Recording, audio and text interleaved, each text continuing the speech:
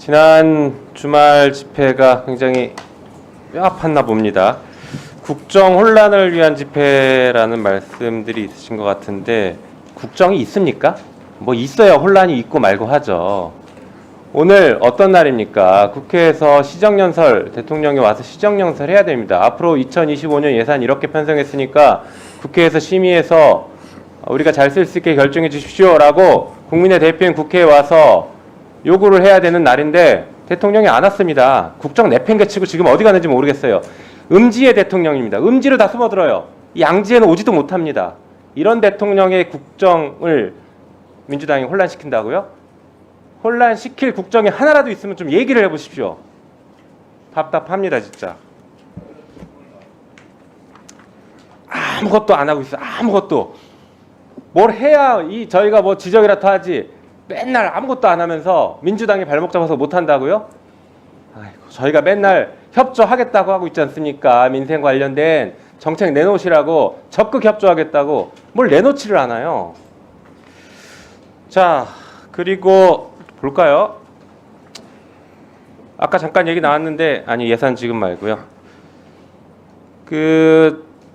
법원행정처장님. 예. 형사재판에서 진술의 임의성을 피고인이 다투면 임의성이 있다라는 입증을 누가 합니까? 당연히 검사가 해야 당연하죠. 됩니다. 검사에게 입증 책임이 있죠. 예. 네, 연어 술 파티가 있었고 그 술 파티에서 진술이 임의성이 없고 조작됐다라는 주장을 한다라고 하면 거기에 대해서 그 주장이 맞는지 틀린지에 대해서 누가 입증해야 됩니까?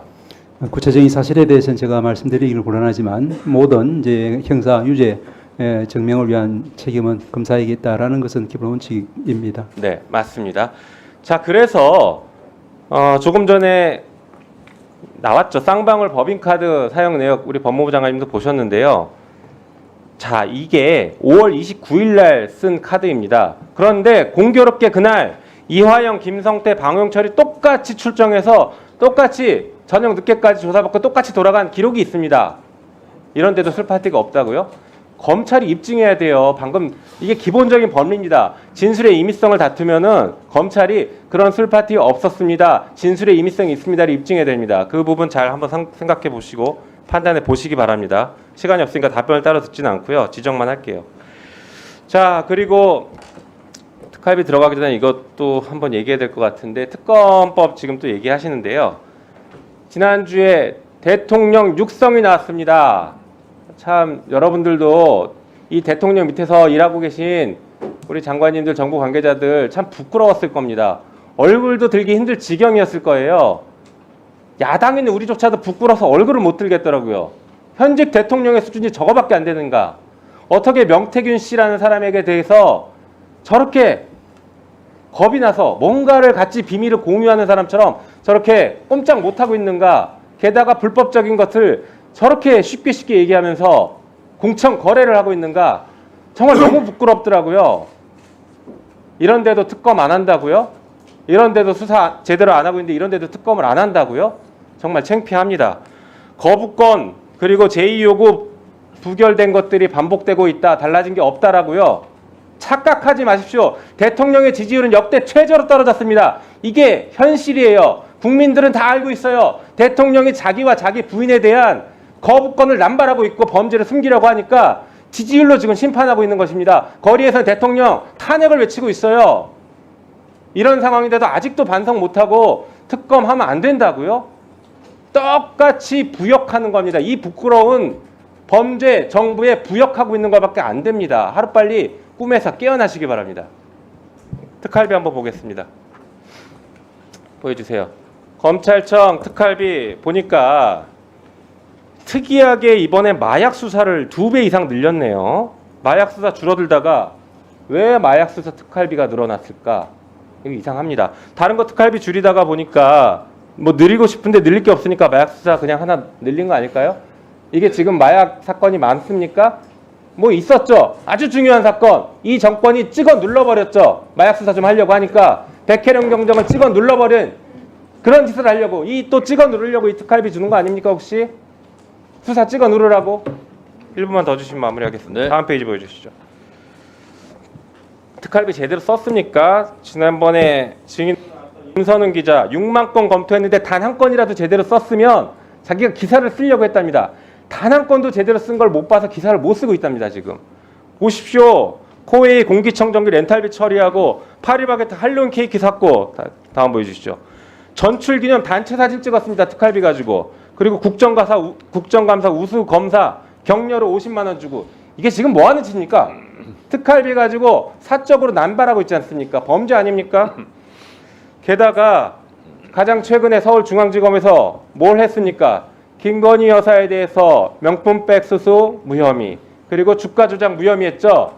법무부 장관님, 예. 10월달, 9월달, 10월달, 8, 9, 10월달 서울중앙지검의 특활비가 얼마가 내려갔는지 한번 확인해보고 싶습니다. 이 무혐의하고 성과급 파티한 거 아닌지 매우 궁금합니다. 온 국민이 궁금해할 것 같아요. 무혐의하고 성과급을 도대체 얼마나 주었을까, 얼마나 받았을까 한번 자료 내보시죠. 검찰에 성과급이라는 건 있을 수가 없습니다. 성과급, 국정감사, 우수검사 성과급을 줬어요 이렇게. 이걸 보면서 없다 그러면 어떡해요? 위원님, 성과급이라는 표현을 쓰시는 것 자체가 검사들한테는 모욕이라고 생각합니다. 여기 지금 안 보이세요? 이게 안 보이십니까? 어디요? 우수검사, 우수검사, 국정감사, 우수검사 명령. 이게 성과급이 아니면 뭡니까? 아니 저거는 지금 그걸 보고 지금 왜 거짓말을 하세요? 아니 위원님 지금 말씀하시는 건 지금 이게 성과급. 뭐 아까 10월달 무슨 사건과 관련돼서 말씀하셨는데 지금 전혀 다른 내용이지 자. 않습니까? 자, 정리해 주시고요. 지금 저희들이 아까 말씀하신 것 중에 여러 가지 중에 한두 가지 말씀드리고 싶은 네. 건데 자, 법무부 장관님, 예, 제가 좀 말씀드리고 제가 지금부터 조언을 드릴게요. 네, 법무부를 위해서 제가 조언을 드릴게요.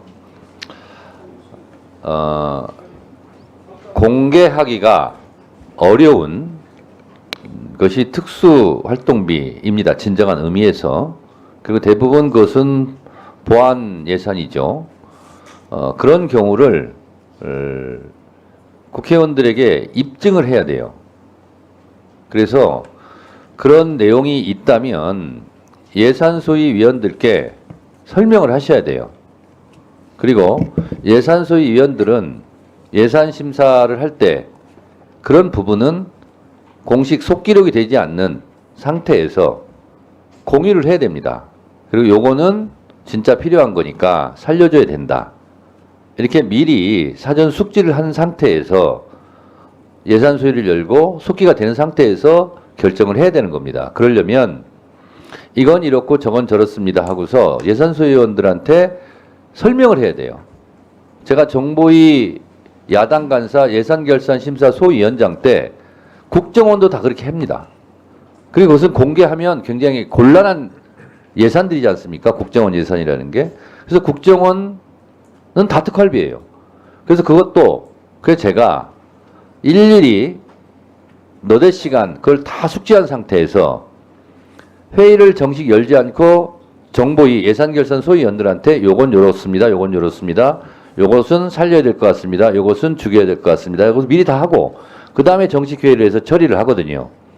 국정원도 다 그렇게 합니다. 근데 유감스러운 것은 제가 제 질의 때 이따 한 말씀 드리겠습니다만 정보 예산을 공개하는 게 어디 있습니까? 법무부는 지금 정보 예산을 공개시켜 놓고 이만큼 할 겁니다. 라고 얘기하는 거예요.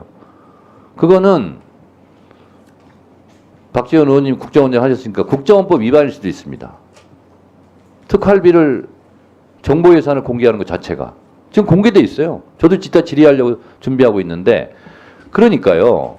그렇게 하시면 안 되고 법무부에서 그러한 노력들을 해야 되는 거예요. 그리고 국정감사 때 계속 얘기 나왔지 않습니까? 입증을 해라.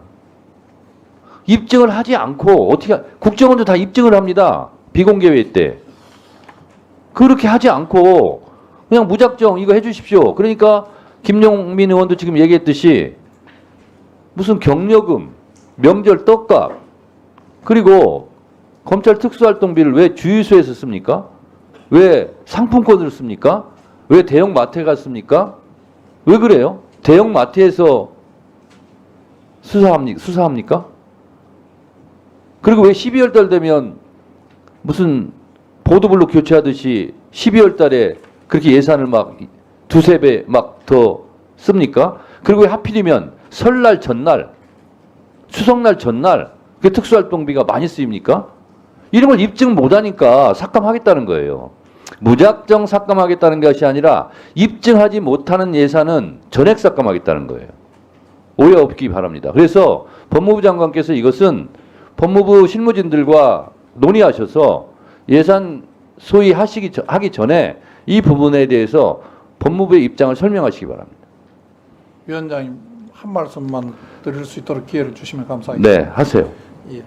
위원장님 말씀하시는 위원장님께서 경험하신 정보위 관련은 뭐 국정원 예산이고 국회의원 및 국정원법에 따라서 모든 심사 과정이 비공개로 되고 있는 것으로 알고 있습니다. 그리고 그에 따르는 공개나 누설에 대한 책임도 규정되어 있는 것으로 알고 있습니다. 그렇지만은 뭐 안타깝게도 법사위 이 예산 심사 과정에서는 그런 보완책이 없기 때문에 저희들 나름으로 조금 어려움이 있다는 것도 말씀드리고 싶고요.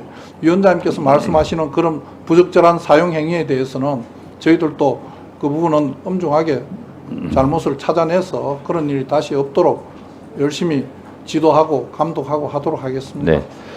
한 말씀만 더 드리면 제가 야당 정보위 간사임에도 불구하고 예산결산심사소위원장한테 국정원에서 저한테 와서 세세하게 예산을 다 보고 했음에도 불구하고 제가 보완 사고를 낸 적이 한 번도 없습니다. 2년간 예산심사하면서. 예, 그건 위원장님께서 참 훌륭하셔서 지금 그런 일인데 여기는 다른 의원님들도 다 훌륭하십니다. 그리고 심지어는 국정원 1차장, 2차장, 3차장 자기들도 조정하지 못하는 것을 제가 조정해 드렸어요. 저는 국정원 예산을 다 봤습니다. 세세하게. 그렇지만 한 번도 보완 사고를 내지 않았어요. 우리 법사위에 있는 예산소위 위원들도 그 정도의 자질과 능력을 충분히 가지고 있습니다. 서로 신뢰하시고 그런 사전 설명 과정을 반드시 거치시기 바라고, 그렇지 않으면 억울해도 할 수 없습니다. 입증되지 않는 예산은 전액 삭감할 수밖에 없다. 이 점을 다시 한번 말씀드립니다. 다음은 박준태 의원님 질의하시기 바랍니다.